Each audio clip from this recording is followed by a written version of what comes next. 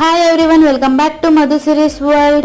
ఒక tasty and spicy snack అయితే మీకోసం. టేస్ట్ అయితే చాలా బాగుంటుంది, మీరు మంచిగా ఎంజాయ్ చేస్తారు. మేము చిన్నప్పుడు ఎక్కువగా తినేదాన్ని నేనైతే. ఒకసారి ట్రై చేయండి ఇలా. సో రైస్ మిగిలిపోయిన రైస్ ఉంటుంది కదా, సో సమ్మర్ వచ్చేస్తే చాలు మనం ఎండలో పెట్టుకొని అది డ్రై చేసేసుకొని ఇలా స్టోర్ చేసి పెట్టుకుంటే మనకి ఎప్పుడు కావాలి అప్పుడు స్నాక్స్ చేసుకొని తినొచ్చు అనమాట. సో ఆ రైస్ కూడా వేస్ట్ కాకుండా ఉంటుంది. సో ఆయిల్లో ఇలా వేయగానే మనకు బొరుగుల్లాగా పొంగుతాయి అన్నం వచ్చేసి. సో టేస్ట్ అయితే చాలా బాగుంటుంది. ఇలా అన్నీ కూడా డీప్ ఫ్రై చేసేసి పక్కన పెట్టేసుకోవాలి.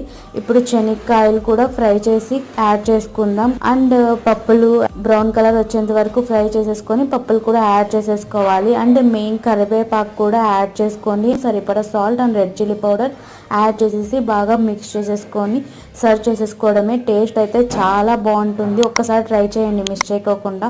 అండ్ ఈ వీడియో నచ్చినట్లయితే please do like, share and subscribe to